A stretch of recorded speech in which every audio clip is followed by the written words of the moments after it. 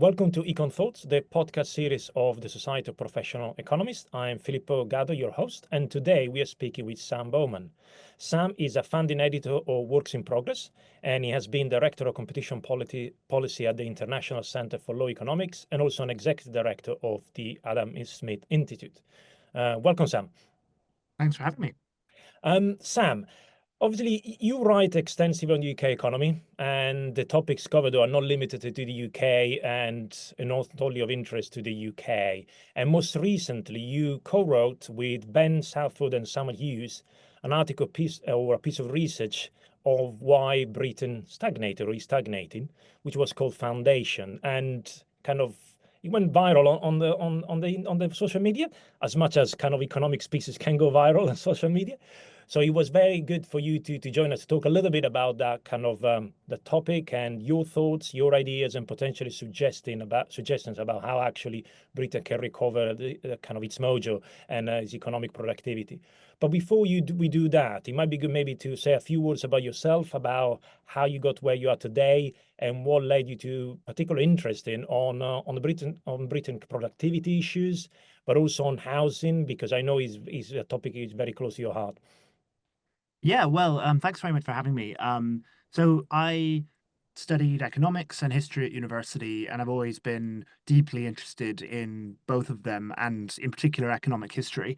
And throughout my career, which has been always on the kind of margins of public policy, always sort of interested in what we can do to make things work better, how we can optimize within the many different things we want to do. I have been kind of curious about where there are the biggest dead weight losses in the economy and what we can do to resolve them. So, I occasionally find myself in conversations with other people in economic policy who always talk about, there are trade-offs between consumption and investment, and in order to invest more, we need to consume less. And obviously, in some circumstances, that's obviously correct. There are limited resources in the world, and trade-offs exist. But it's always been my view that most countries, in fact, basically every country, is actually very far from the production possibility frontier. And there actually are things that we can do that just create aggregate resources or aggregate wealth that we can use to get better without having to make huge sacrifices. That isn't to say that they're easy, because there are often kind of political economy problems. And often the reason we haven't fixed something is because there is somebody at the moment who benefits, and that person would lose, and they have a very strong interest in stopping that change from happening. And what I have become increasingly interested in throughout my career is solving those political economy problems, and I think that's really interesting. If you are like me, not a professional economist, but somebody who has studied economics and spent a long time trying to bring the economic way of thinking to bear in kind of public policy, the really, really interesting and exciting, I think, or a really interesting and exciting kind of frontier is kind of figuring out how do we change the rules of the game so that kind of non-optimized or inefficient kind of local equilibria that benefit some people but make the rest of us a lot worse off can be changed so that we can get the kind of win-win benefits and win-win outcomes that I think we would want. And so, housing to me is the master of that. Housing is, I have argued, along with my friends Ben Southwood and John Myers, not just a problem because it makes us poorer because we're not building enough houses and so the price is high, but it's a problem because housing determines where people live. And if you follow Julian Simon, which I do, human beings are the ultimate resource. And in any developed advanced economy, where people can go is usually the biggest determinant of what you can do. And so to me, the really important fact about the UK, and we'll talk about some of the other facts in a bit, but I think the number one important fact is we haven't built the houses we need to build in the places we need to build them. And that means that the really interesting challenge is how do you change things so that that can start to happen? That's fantastic. We really started getting into the thick of it. But before we do that, interesting that for a non-professional economist, you already said quite a few kind of words that trigger me to a certain extent. You talk about the rule of law, you talk about equilibria, you talk about the frontier technology, and also you mentioned Julian Simon, which is actually an economist that come up two or three times already in the podcast we had this year as well an important economist over the years, and also the work that he did, particularly around, as you said, around the role of people as the source of kind of ideas and innovation as well. So it sounds like when you talk about we are far away from the frontier, and it sounds from your work and that the Britain might be maybe a little bit farther than you might think away from that frontier. How do we get back to that frontier? But before we do that, kind of maybe you can explain a little bit about the themes of your piece, foundations, and why is Britain stagnated, but particularly why it remains so far away from the frontier. Sure. And when we talk about the frontier, or when we talk about, what Britain could be, I think there are a load of different ways we can think Mm, about that. One is we take a broad historical look and we say that, since the late 18th century, really actually since the beginning of the 18th century, so, the 1700s on, Britain was for many, many centuries the most productive country in at least Europe and eventually the world. Even though France was a much more powerful country for most of the 18th century, Britain was a more productive country on a kind of per person basis. mm, And this was really driven by energy. This was driven by, I actually don't believe that the Industrial Revolution was caused by coal, but I do believe that Britain's power and supremacy was helped by coal. And I think coal is an important part of the story, even though it's maybe overblown in some cases. And throughout the 19th century, after the Industrial Revolution obviously began in Britain, um, even up to the First World War, where countries like Germany had industrialized, countries like France had obviously significantly modernized and industrialized. But even by that point, on a per person basis, British workers were much more productive than their German or French or any other European counterparts. The only other country that rivaled Britain and at that point had overtaken Britain was the United States. So right up until the 20th century, and even up until the Second World War, I've talked about the First World War, but even up to the Second World War, Britain was a very impressive, important economy. And then it was after the Second World War, partly because of the enormous cost that the country mm, incurred during the war, both in human terms and in economic terms, partly because of, in my view, the very misguided measures that the Attlee government brought in. I mean, the Attlee government was transformational, and in some people's minds, it was transformational for the better. In some people's minds, it was for the worse. In a lot of people's minds, it was a mixed bag. They created the NHS, which some people are very pleased about. They also nationalized the road haulage industry, which I don't think very many people think was a good idea with hindsight. But if you look at Britain's economic performance after the Second World War from the Attlee government on, there's a very serious break, and we begin to be overtaken by not just the US, which has already overtaken us, but by Germany as it's recovering from the war, by France as it's recovering by the war, and eventually by Italy. That's obviously particularly a thing that was seen in the UK because Italy was seen as the least advanced of those economies. It was particularly seen as a very kind of striking fact, depending on kind of how you measure the overtake. Il sorpasso, I think, is what they called it when the Italian economy kind of overtook the British economy in the 80s, actually, according to that measure, although that was probably not a great measure. So in the historical context, Britain has been behind for at least half a century. Um, I think a just as striking and important context is where we are compared to where we were 15 years ago or 16 years ago before the financial crisis, and kind of the trajectory that we were on. mm, And if you look at the trend that we had been on since the early 1980s and extrapolate that kind of past the financial crisis, and if you imagine that we would have recovered to that trend or that we never had broken from it, we'd be about 25% richer today. And we've just talked in the budget about we've had tax increases and spending cuts. At this point in time, given current spending and current tax revenues, if we were as rich as we would be had we kept up with that trend, we now have a budget surplus of 170 billion to play with, which would obviously be a much nicer situation to be in. British households would be about £9,000 a year better off. By all measures, we would be better off. And I think by probably the most important measure, we would have a lot of extra funding and resources to do other reforms with. I think that it's important to convey that we're not saying that the problem is just that we don't have enough money, we think that there are really, really deep reforms that need to happen to kind of every level of the Mhm. British state. And it's much easier to do those reforms if you're doing it in a context of growth, of surpluses, of sharing the wealth and kind of making it easy for some people to retire, making it easier for some agencies to have new funding so that they can pick up new responsibilities and so on. And we just don't have that. So we've had this 15 years of grinding cuts and really, really, really difficult attempts to do public service reform. Um, And sorry to jump in, Sam. I mean, you mentioned obviously the Attlee government, you mentioned kind of the 2008.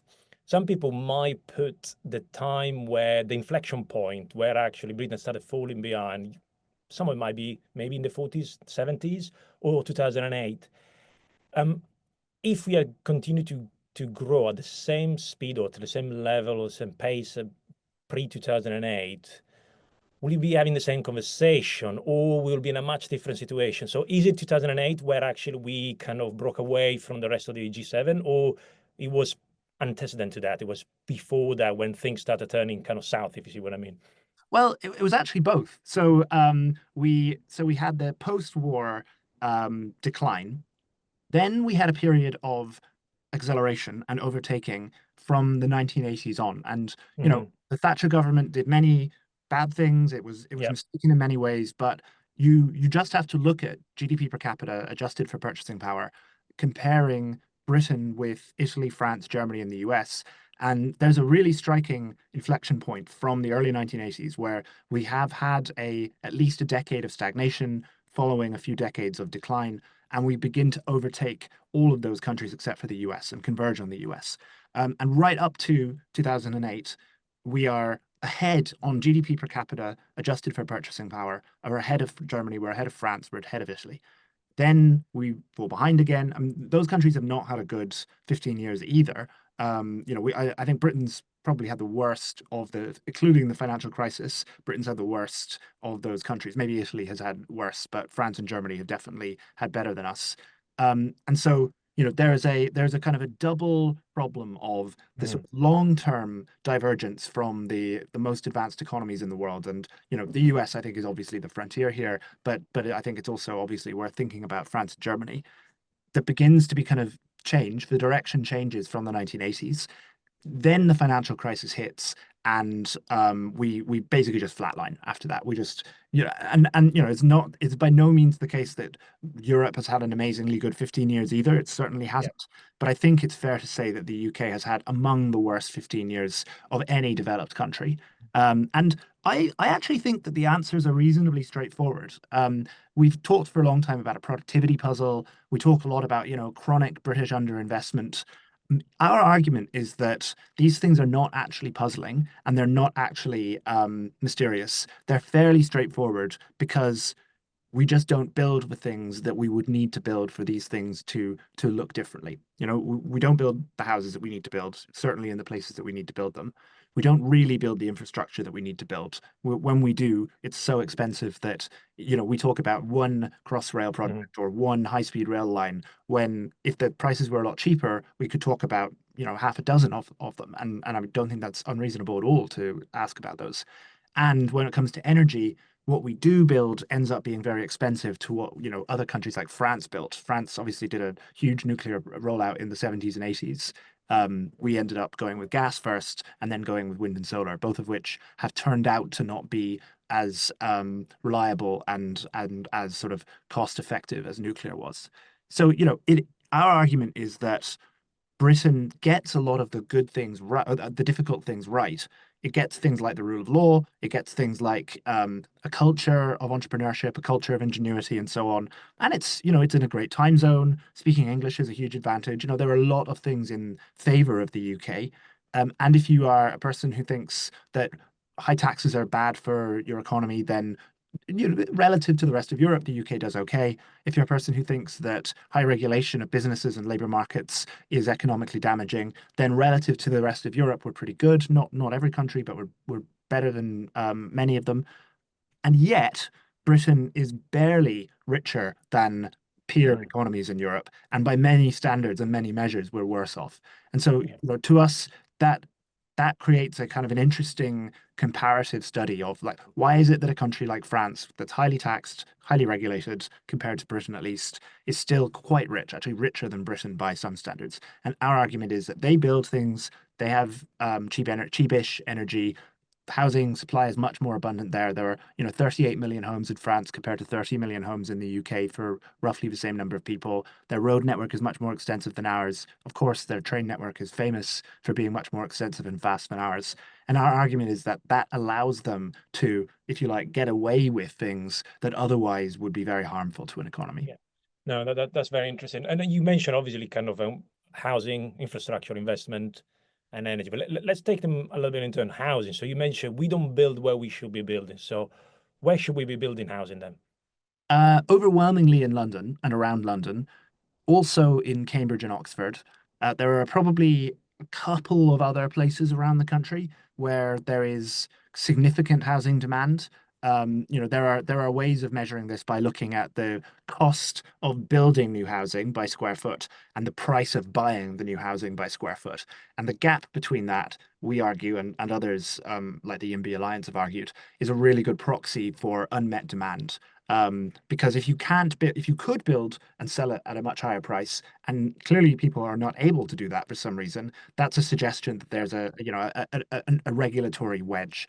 The Resolution Foundation did a really, really nice piece of work where they calculated the price of a hectare of farmland in various parts of the country and the value of the same bit of land or a very similar bit of land given permission to build houses on it. And actually, everywhere in the country, there is some value to get permission to build. So that implies that there is some constraint on the supply of housing. But the gap is absolutely enormous in somewhere like the southeast, or especially in London.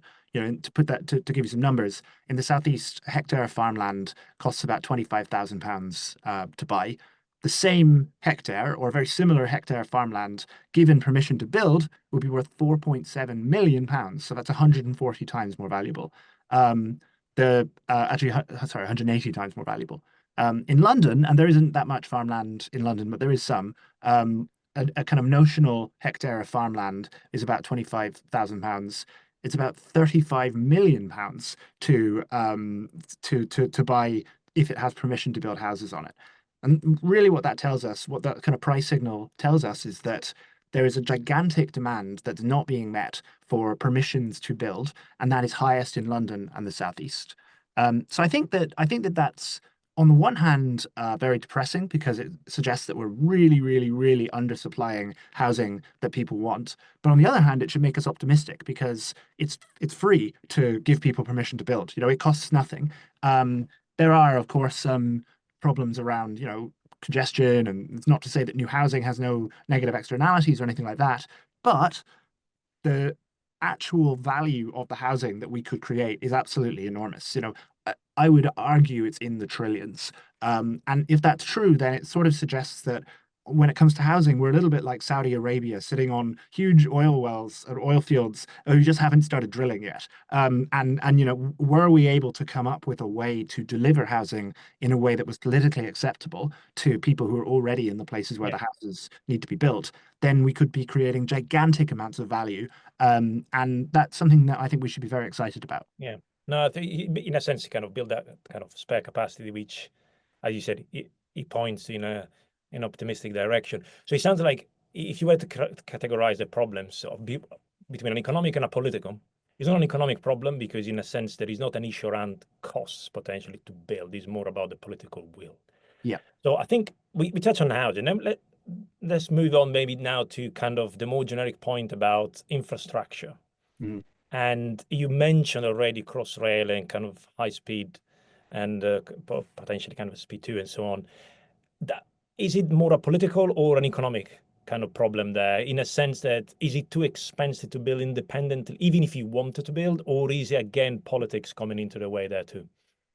So our argument would be that it is mostly a political problem, and that manifests itself in a cost problem. Okay. So our argument is that because the way we now deliver infrastructure is mostly centrally driven, at least for major infrastructure projects.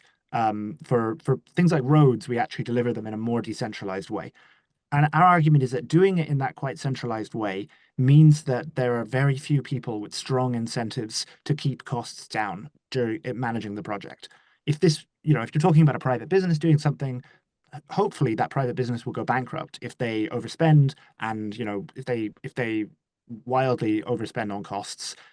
We have mechanisms for punishing people for that, for doing that kind of overspend. And as a result, although you get huge amounts of waste in the private sector, we at least have a mechanism for keeping costs down and for rewarding companies that keep costs down.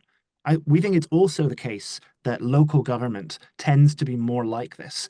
Partly because it's easier for local governments to go bankrupt, partly because local governments are scrutinized by their voters in a more direct way. That isn't always the case, and I myself have bemoaned the fact that people will often just vote for, they'll just tick a box and not actually think about the effect of their local government. But if you look at somewhere like Madrid, which has extended its metro system very rapidly and very cheaply compared to the UK, at a quarter or less per mile of the cost that we've been building more recent metro projects. And that was delivered locally. It was done in a way that was very transparent. It was done in a way that was very kind of public. So when costs looked like they might overrun, the managers of the system and the mayor of Madrid kind of really, really were their reputations and political careers were on the line to keep costs down. And if you contrast that with the way we deliver major infrastructure projects in the UK, we do them via hybrid bills where you have a sort of quasi governmental organization that is sort of treated like a private organization, but has no real incentive to keep costs Yeah. down.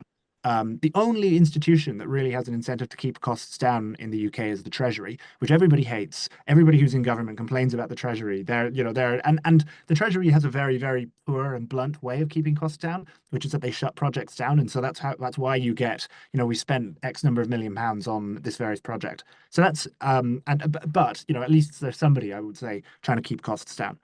The the first problem is that. The second problem is that via a combination of political aversion to political battles and a planning and environmental assessment system that is just inherently very, very complicated and costly, we drive up costs that way. So it's not just management of the process. It's also that, for example, there's a tunnel that's proposed to be built under the Thames called the Lower Thames Crossing. And this would link up the two busiest seaports in England.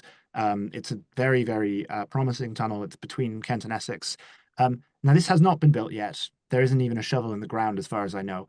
And the planning application for this already is running to 360,000 pages. The cost of preparing the planning documents has been £297 million and counting.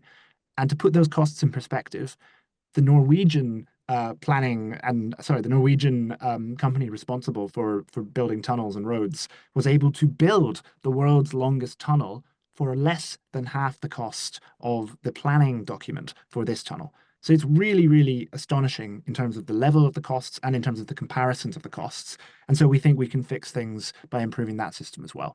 And on the planning, you mentioned earlier on that local authority might be better at delivering, but are there non-local authority potentially adding more to the cost of the planning, or is it planning more of the centralized kind of need of planning as opposed to other local authority? That would be probably my first question. The second is your your cost number are staggering, both from the Norwegian example and Madrid as well. And I wonder, is it possible that it's just planning and environmental regulation? Is it also the cost of building? Is it labor maybe? Is it something else? Because a quarter of the price is an impressive difference. So it's definitely not just the planning Yeah. process. It's definitely not that. For example, the Madrid Metro used a single model for metro stations. They just used one design, they replicated it as much as they Yeah. could, again and again and again, not across the entire metro, but for various different rollouts. Whereas if you look at the most recent metro system in London, Crossrail, which Hmm. by the way is a really great. I mean, I love Yeah. Crossrail. I go out of my Yeah. way. I will add minutes to my journey to be able to Yeah, ride no, on. it's definitely a beautiful piece of engineering. It's amazing, and the stations are literally award-winning in terms of their architectural design and stuff like that. But that's kind of the problem, right? The problem is partly that we build this to the highest specification possible, Yeah. and no expense is spared in building these Gold plating. Yeah. in building these stations. And they're beautiful and they're wonderful, but we have to ask ourselves whether we would prefer to have the most architecturally impressive metro stations in the world that cost between 500 million and £1 billion to build, or if we'd like fairly drab, fairly boring stations, maybe a bit more like the ones we have for the rest of the tube, at least for most of the lines on the tube, but also have Crossrails 2, 3, 4. Yeah. And so it's partly that. So it's also things like we treat almost all projects on a one-by-one basis. So we don't do a pipeline of projects. We don't do any of the things that you do to bring the expertise in-house, to bring some of the equipment maybe in-house. We lease everything. There's a huge amount of risk because we change projects on the go. We often plan infrastructure projects. We then change our minds and say, no, actually, we want to do this. Partly that is driven by things like planning and environmental regulations. But, it's not that the cost of compliance is the only issue. It's that the uncertainty and the risk that goes into the whole process that's partly driven by this, drives up a lot of the costs. Um, and I think that something like an infrastructure project, like a high-speed rail line, is so complicated that it's a mistake for us, even though I'm slightly doing it myself, it's a mistake for us to try to home in on a single cost factor. Yeah. It's an incentives problem, most of all, that the people running it are trying to build the best high-speed rail line they can possibly build. They should be trying to build the most cost-effective metro line in the or railway line in the world. That's the difference. It's that the best isn't always the best value or the best in terms of kind of consumer surplus. Um, a final point about that is that there are very direct political costs in some of the cases. So high-speed rail, HS2, notoriously tunneled miles and miles. About a quarter of the entire HS2 line is tunneled, and tunneling obviously massively increases costs. Now, arguably, this is because we don't want to spoil the landscape in the Chilterns. It's not completely crazy that we've done that, but this is very clearly driven by the politics of building this rail line through the Mm. areas that we wanted to build. But it's also driven by the fact that we decided that speed was absolutely the most important thing. There are less fast high-speed rail lines that we could have built that would not have gone through some of the areas that they went through. It would have been a slightly less direct, slightly less straight line, which allows you to go less at less high speeds, but it might have been a lot cheaper. And so the point is not that we should have done X specifically, or we should have built it here, or we shouldn't have tunneled it there. It's that all of the decisions that were made again and again and again were made to do the best, fastest, best looking, most advanced high-speed rail line in the world that ended up costing, more than £1 billion if we build the whole thing. Whereas we probably could have built it for quite a bit less had we had stronger incentives at the design and execution level to keep costs down and build a really good high-speed rail line, like a TGV level Yeah. high-speed rail line, but not the best one in the world. Yeah. No, that's interesting. I think your point about being the most cost-effective and value for money is probably very important. I mean, the issue, it sounds like in the US they have similar problem because the high-speed rail in California is plagued by the same problem. And also I know that the metro in New York as well, the new line that they built for subway there was also quite expensive. So I wonder there is an element of an Anglo-Saxon model there, maybe versus the continental model. Is that potentially a reason? I think it could be. I honestly don't know enough to say. I think that possibly it's a result of different attitudes. So Yeah. if New York was able to build subway lines at the price that Madrid built subway lines, then we just wouldn't talk about it. We just wouldn't think about it. And they wouldn't just build one, they would build dozens or half a dozen.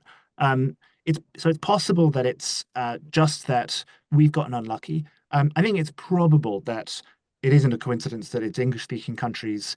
I don't feel Mm. I'm not a legal expert, so I don't feel qualified to talk about the differences between the civil law code and the common law code. But I think there is probably a case that common law interacts with the developments that we've had in regulation, in environmental protection, and things like that, in such a way that those things are particularly costly in the common law world. But it's important to remember that we built these things very cheaply, very effectively, very enduringly, 100 years ago under the common law. So, while the common law might be an important factor in it, it's clearly not the explaining factor because it's been there for centuries. And we used to build these things really, really cheaply. Yeah, interesting. I wonder if there is a kind of equivalent to a Laffer curve as well for the common law, where he actually gets better Yeah. at a point and then he start actually going down.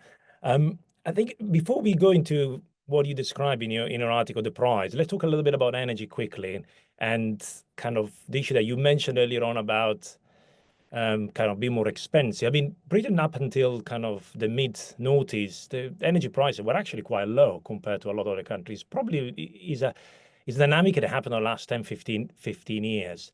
So it's not necessarily down just on the lack of nuclear that we had and then we stopped in the 80s, because obviously otherwise our prices would have been quite higher before that. And I wonder whether maybe the dash for gas in the 90s did manage to keep the prices down, but when it's exhausted itself, maybe the prices started increasing. I don't know into your kind of thoughts on the energy side and also going forward, actually, what we might be expecting in a positive way potentially. Yeah, so I think you're basically correct, or at least I basically agree with you. Um, I think that basically what happened is after the 1970s, you look at France and you look at the UK. Um, After the 70s oil shock, the French decided, like, we do not want to be exposed to this kind of risk again. We are going to do a state-led rollout of nuclear power. Um, we are going to build lots and lots of nuclear power. We are going to achieve energy independence via that. In the UK, we thought, well, we've got lots of North Sea oil and gas. We can achieve something akin to energy independence by tapping the resources we've got available to us. And for a few decades, that worked. It isn't that we made this terrible blunder. It was that we just made a different decision that on the prices and on the resources we had available to us at the time made sense. Then, as that began to dry up in the towards the beginning of the 2000s, things began to take a turn for the worse. We also, around that time, began to completely rightly become very concerned with Mhm. CO2 emissions. This was around the time that the Climate Change Act was passed and climate change really entered the agenda. And so we ended up, um, I think, very reasonably, ended up trying to decommission fossil fuel electricity generation, coal especially, which is the worst offender, and also some gas plants. But we didn't have something to pick up the slack that was good, well, that was yet ready to pick up the slack. So we ended up decarbonizing. We did a lot of decarbonization of coal from the mid 2000s. We began to build things like wind and a little bit of solar, and a few other very, very small things like tidal, but mostly wind, really. And that just wasn't enough to pick up the slack. And so if you look at things like energy use or electricity generation per capita, the UK actually produces a lot less electricity today than it did in the mid 2000s. So in 2003, we produced 6,600 kilowatt hours per person. Today, it's more like 4,300. So a very significant drop, at 30% less than we did 20 years ago. Now, That's part of in that's production, not necessarily consumption. Is that right? in generation, but yeah, so but I mean there's a we're not putting out huge amounts of Yeah. electricity apart from certain times of the day. So we are generally using the electricity. It's just that we're producing much less of it. And when you look at the price of electricity, especially for industrial customers, the price has risen and risen and risen. So while some people will say this is driven by efficiency or this is driven by, maybe falling demand or something like that, I think it's very hard to reconcile that with the fact that the price has also risen really dramatically by about 130 to 150% in inflation adjusted terms since 2003 for industrial customers. And so our argument is that we decommissioned a lot of coal, we decommissioned a lot of gas. We did also switch to increasing dependence on LNG imports, which are a very expensive form of gas. We didn't have any real way of picking up the slack from wind and solar. We don't need to get into it now, but wind and solar still have huge drawbacks because of intermittency. They're also just quite expensive to build in the first place. And so we have ended up with very, very high energy prices. In some measures, the highest industrial energy prices in the world. Um, and we don't really have a solution to it. And so when I think about nuclear, I don't think nuclear is cheap. I think it could be cheap, but I don't think it is cheap. But nuclear does not suffer from the same problems of intermittency that wind and solar do. It doesn't rely on us developing incredibly breakthrough battery technologies that, we might or we might not. And if we don't, we're really in a bad position. And it doesn't emit carbon into the atmosphere the way coal and gas and oil do. So the big question is, could we make nuclear work? Because it doesn't need any new technological breakthroughs. It really needs a regulatory breakthrough. We have built nuclear in the past very cheaply.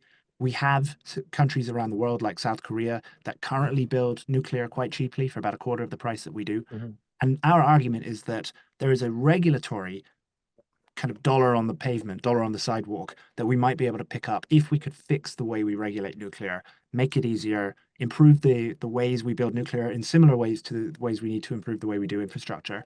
And if we could do that, we could get a lot of clean energy supply online within the next 5 years or so. And I think that's very, very important, especially for the UK, because there are a lot of people who are very optimistic about solar power. I was just in the United States. I met some people who basically think energy is going to be free within 5 or 10 years because solar panels are getting so cheap and batteries they think are going to get so cheap. That's great. They might be right. I'm not saying they are right. I'm somewhat skeptical, but I also think they're very smart people who know what they're talking about. So maybe that happens. But even they will tell you that that will not happen for the UK because the sunlight that we get, Mm. especially during the winter, is not sufficient. We don't really have the land that you need to devote huge amounts of land to solar. And I don't think anybody thinks wind is going to do the same thing. Like wind just will not get cheap to the level that solar will. So I think the real Hail Mary for the UK on energy is going to be nuclear. But it's a regulatory problem. It's not an economic problem. Yeah, it's interesting. I think on energy there'll probably be a longer discussion on the different type of technology and the pros and cons of whether it's kind of solar or wind for other countries and for the UK. But kind of to wrap it up in terms of, it sounds like a lot of the problems that we have there are less kind of dramatic. And another conversation we always had about productivity is low. There is we lack of innovation, R&D. Obviously, there is a lack of investment to a certain extent, and it's to a certain, and also in kind of innovation and scaling up of innovation. But what you and your colleagues seem to suggest is something which is potentially simpler, even though politically quite hard, which is a lot of kind of planning, regulatory, and even potential governance reform in terms of giving more power to local authorities, reducing the regulatory burden, and reforming the planning system, and allowing more housing to be built. Something that could be done relatively simply. Am I making it too simple and optimistic? No, that's exactly. We're very simple. We're very optimistic people, and that's really the point. And I I think that we often talk about investment in particular. There's been a lot of talk about investment recently. I think we often think of investment just as either government spending on infrastructure or private sector spending on like factories and things like that, or R&D. But a lot of investment is literally the things that we're talking about. A lot of investment Yeah. is in housing, it's in infrastructure, it's in energy supply. And we're literally banning a lot of that from happening. A lot that there are very strong price signals that the market would like to happen. And I think if we look at the price wedge between those things, the price of a new house versus the cost of building it, the amount of demand there is for something like the Elizabeth line, which is what Crossrail now is, versus how difficult it was to build it and how costly it was. All of these things suggest that there's a huge amount of demand for these things. So if we can allow it to be built just by having a more sensible approach to costs and a more sensible approach to permissions, then that feels to me like a really good first swing at it. And it could be that we're wrong, that this won't solve every problem. And, I certainly wouldn't claim that all of the UK's problems Yeah. are just here. But I would claim that we will be able to face our other problems in a much, much more favorable context and environment if we solve these things. Yeah. Really, these are the basics. We need to get the basics right, and then we can move on and hopefully focus on all the other things that we need to fix as well. The foundations, as you said in your article, indeed. So before we stop, what's your kind of, and I don't ask you for a forecast per se, but if you were to think about the GDP growth over time, therefore, are you kind of optimistic? Do you think if you are looking the next 10, 15 years, are we going back to the level that we saw between the 80s and 2008, or kind of are we sticking to where we did last 15 years or somewhere in between? Where would your kind of best guess be? Well, yeah, look, I'm definitely not a forecaster.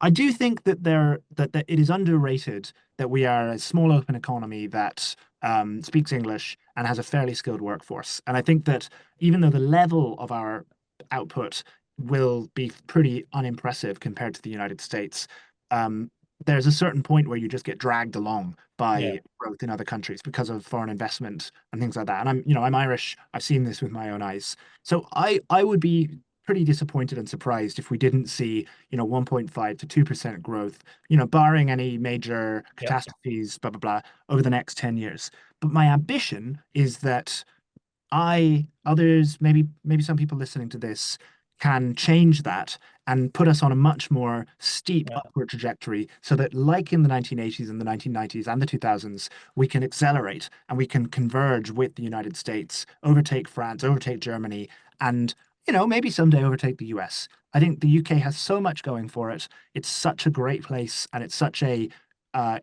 lucky country in so many respects that just getting these easy things right and fixing them, I think, could put us in a really, really good position. So I think we should do Indeed. That's very good. And in fact, it attracts a lot of people. Including the two of us as well. I'm Italian, you're Irish, and we are both kind of here in London. So it's good to that. see. And it's good to end on an optimistic note. Well, Sam, thank you so much for your time. It's been a kind of a great conversation. And I hope kind of it inspired, but also give some ideas and suggestions for all the people that will listen to this podcast. And maybe we'll have a conversation in a year or two and see actually where we are on that trajectory. Thank you for being with us today. Thanks for having me. Thank you. Bye.